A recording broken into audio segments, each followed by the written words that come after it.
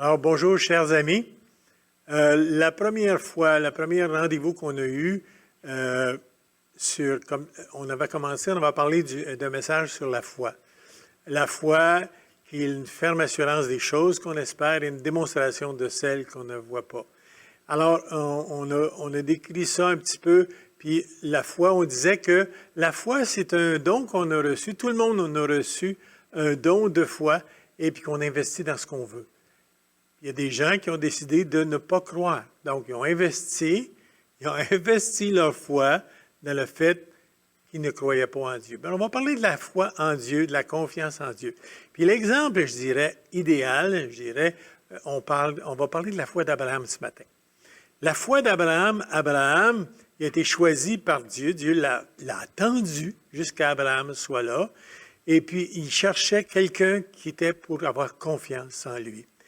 Donc, Abraham, je vais lire dans Romains 4, 18, il dit « Espérant contre toute espérance, il crut en sorte qu'il devint père d'un grand nombre de nations, selon ce qui lui avait été dit, telle sera ta postérité. » Et sans faiblir dans la foi, il ne considérait point que son corps était déjà usé, puisqu'il avait près de 100 ans et que Sarah n'était plus en état d'avoir des enfants. Écoutez, chers amis, Abraham était choisi par Dieu. Pourquoi? Parce qu'il avait confiance en Dieu. Abraham, sa femme était stérile. Sarah était stérile. Généralement, une femme qui est stérile à 20 ans, mesdames sauraient me le dire, qui est stérile à 30 ans, qui est stérile à 40 ans, qui est stérile à 60 ans, qui est stérile à 80 ans, devrait être encore stérile à 90 ans. Ça, si on marche par la vue. Je ne sais pas si vous êtes d'accord avec moi. En tout cas, moi, je suis d'accord avec moi. Alors, ce qui arrive, c'est que les évidences ne parlaient pas en fonction de ce que Dieu disait. Dieu a dit à Abraham, tu vas être le père d'une grande nation. Puis Abraham était rendu à 100 ans, puis il n'y avait pas d'enfant. Oui, il y en avait un enfant. Il y avait Ismaël, parce que sa femme lui avait dit, écoute, va coucher avec ma servante, parce que moi, je suis stérile, ça ne sert à rien. Des fois, on essaye d'aider Dieu, hein? Parce que, puis, d'aider Dieu, Dieu n'a pas besoin de notre aide. Il a besoin de notre foi. Il a besoin de notre confiance.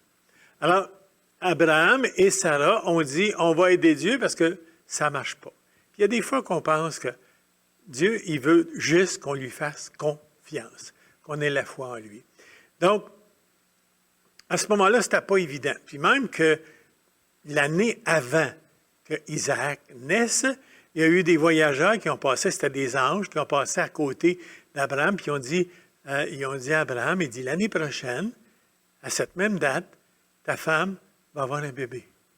Alors Sarah était là à la porte de sa tente, puis elle a ri. Pourquoi vous pensez qu'elle a ri?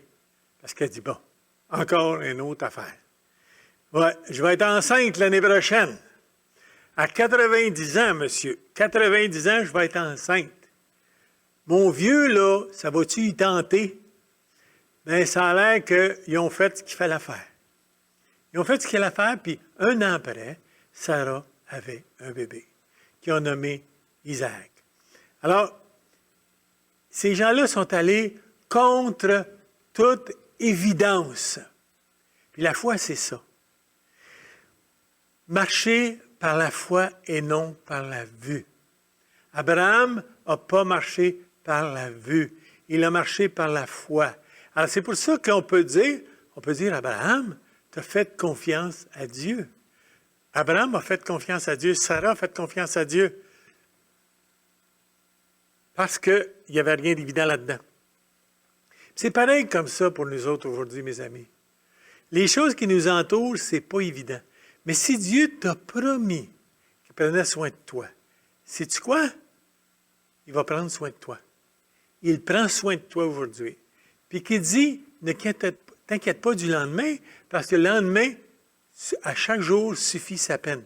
Ça veut dire quoi? Ça veut dire qu'à chaque jour, suffit sa peine. Tu traverseras le pont quand tu arriveras à la rivière. Demain, c'est demain. Demain, c'est un autre jour.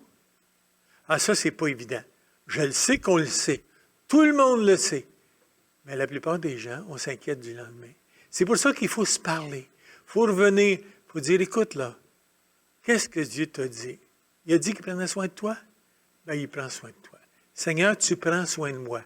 Je te fais confiance, tu prends soin de moi. Alors, je vous inviterai à répéter après moi. Dieu prend soin de moi. Oui, Dieu prend soin de moi. Mets ta main sur ton cœur. Dieu prend soin de moi. Oui, Dieu prend soin de moi. Dieu prend soin de mon lendemain. Dieu prend soin de mon aujourd'hui. Dieu guérit mes maladies. Je peux lui faire confiance. Je peux lui faire confiance parce qu'Abraham et Sarah ont fait confiance en Dieu. Ils ont fait confiance, puis ils ont eu raison. Alors, tu as raison de faire confiance à Dieu. Donc, dans Romains 4, 21, il dit, « Et ayant la pleine conviction que ce qu'il promet, il peut aussi l'accomplir. » Donc, Abraham avait la pleine conviction. Dieu recherche, mes amis, des gens qui ont investi leur foi au bon endroit. Investis ta foi dans les promesses de Dieu.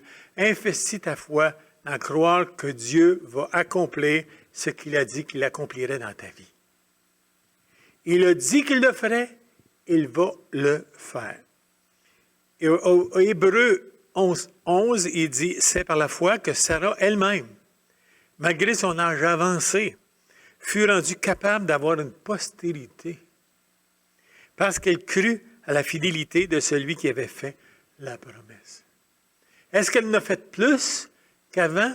Non, elle n'a pas fait plus qu'avant.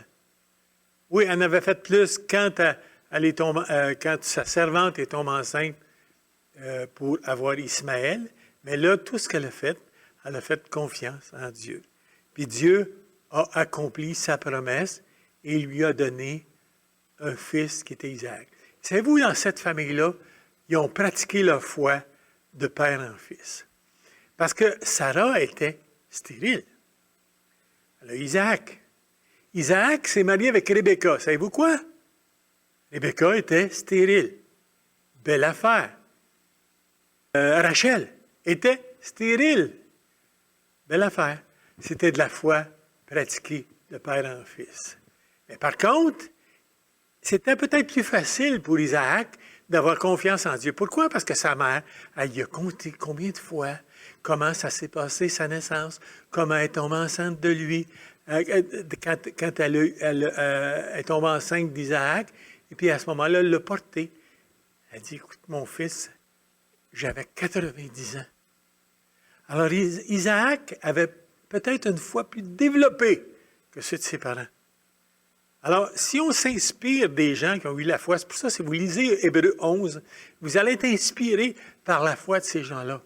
Parce que ces gens-là ont obtenu ce qui leur a été promis. Puis même qu'il y a un passage, il y a des passages à la fin d'Hébreux 11 qui dit qu'il y en a qui sont morts avant d'avoir obtenu ce qui leur a été promis. Mais il y avait vraiment confiance que Dieu était pour l'accomplir. Donc, Sarah a cru, Rebecca a cru, Rachel a cru. C'était toutes des femmes stériles, mais leur foi s'est basée sur leur foi en Dieu, puis il y avait l'expérience aussi de leurs parents. Donc, Sarah paraissait vieille, mais elle a cru. Pourquoi? Parce que ses évidences physiques contredisaient ce que Dieu avait dit. Leur sens physique disait « impossible ». Peut-être dans ce que tu es en train de vivre actuellement, tes sens physiques disent « c'est impossible ».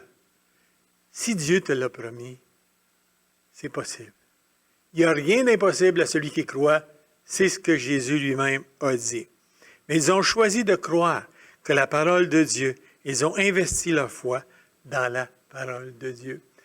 Mes amis, Dieu cherche des investisseurs. Est-ce que tu veux investir ta foi dans la parole de Dieu? Tu peux le faire. Peut-être que tu ne l'as pas fait à date. Peut-être que ta foi, tu l'as investie dans les circonstances qui t'entourent, en voyant tout ce qui se passe, en voyant toute l'inquiétude du monde. Tout le monde le fait, fais le don. Mais si tu investis ta foi dans la parole de Dieu, parce que Dieu te l'a promis, tu vas voir des choses extraordinaires s'accomplir.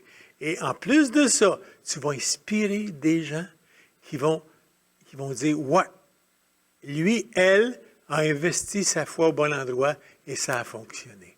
Comme Isaac, avec sa femme Rebecca, avait entendu parler de la foi de leurs parents. Et puis ça les a certainement aidés à faire confiance à Dieu. Donc, Dieu cherche des investisseurs. Est-ce que tu veux être un investisseur? Investir ta foi au bon endroit. Tu peux le faire. Tu as la chance de le faire. Pourquoi? Parce que tu es vivant. Si tu entends ce message-là, c'est parce que tu es vivant. Ce n'est pas fini pour toi.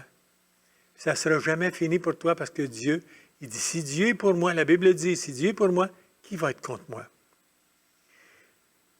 Donc, la foi accepte la parole de Dieu comme vérité finale.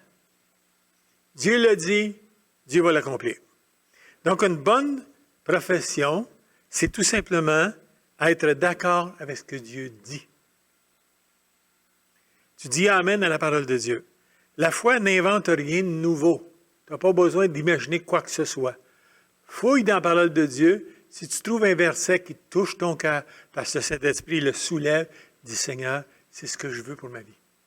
Pourquoi? Tu l'as écrit, tu as permis que ça soit écrit pour que ça s'accomplisse dans ma vie et je demande l'accomplissement de cette parole-là dans ma vie. Puis cette foi-là, elle ne s'appuie que sur ce qui est promis.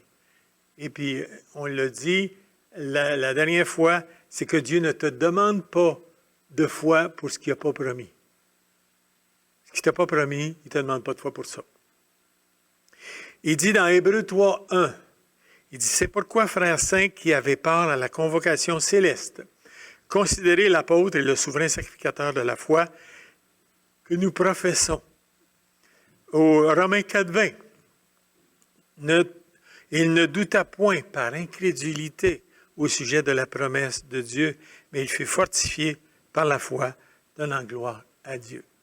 Chers amis, je vous encourage, comme on le dit, à investir votre foi dans la parole de Dieu. Investissez votre foi dans les promesses de Dieu. Donc, pas dans les circonstances. Les circonstances qui sont autour de nous vont changer constamment. Le monde bouge et on parle de la destruction de la planète actuellement. Écoutez, n'oubliez pas de ça. Il y a des choses qui sont là. Soyez prudents dans tout ce que vous faites, mais faites confiance à Dieu parce que Dieu vous garde dans ses mains. Vous êtes dans les mains de Dieu et il vous garde comme la prunelle de son œil. Alors, permettez-moi, je vais prier avec vous. Seigneur Dieu, merci pour ta parole. Merci pour ton peuple qui t'écoute. Merci pour tous ceux et celles qui t'écoutent. Merci pour la foi que tu as déposée dans le cœur de chacune de nous et que nous ayons l'intelligence et la sagesse d'investir cette foi-là au bon endroit puis en voir des fruits, les fruits de cette foi-là et que nos vies puissent être transformées et changées dans le nom de Jésus. Alors, soyez bénis, que Dieu vous bénisse abondamment. Amen.